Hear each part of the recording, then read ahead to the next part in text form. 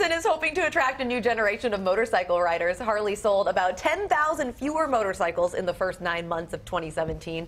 So the company is expanding the number of dealerships with a Harley Riding Academy. This is so interesting. So the Harley Riding Academy, if you don't know about it, it launched in 2000. There's about 50 locations. We do have one here in the Twin Cities. I looked it up. It's in Eden Prairie, and they have Academy offered in April of 2018. Okay. If you're interested, it's like a 3 or 4 day course.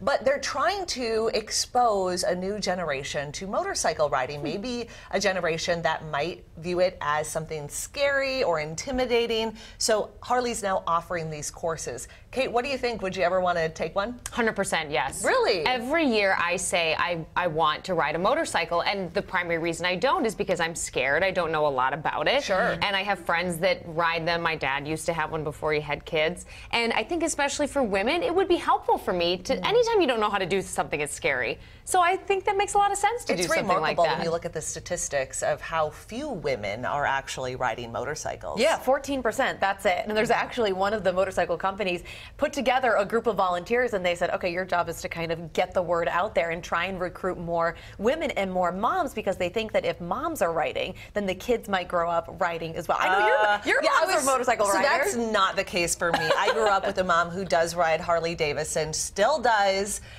and I have no interest in riding one. You don't? I don't. But it's interesting because my mom's obviously in that baby boomer generation, and for Harley right now, that's a problem because that's where the majority of their riders are. In fact, 46% of riders are over the age of 50. They probably won't be doing it for much longer, though. Exactly. As they get older, only 10% of Harley riders are about 34 years old. 30 to 34 years old, just 10% of them.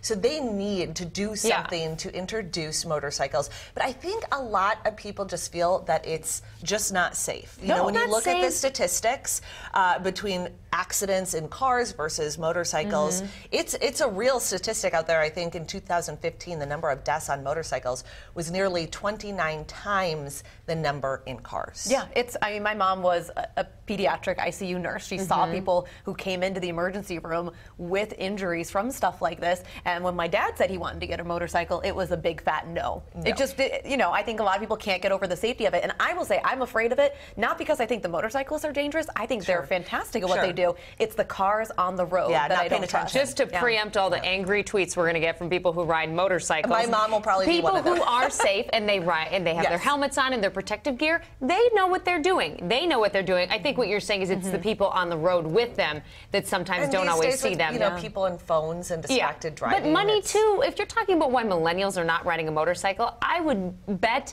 it's not just because it's not safe. It's because they're paying off their student loans and they can't even afford a car. The article did say that they are actually, millennials are riding bikes, but they're not buying new bikes. So that's where Harley is saying. We're broke. Give us a break. Maybe Harley should come out with like a cheaper version. How about that? A green version. Good luck, Harley.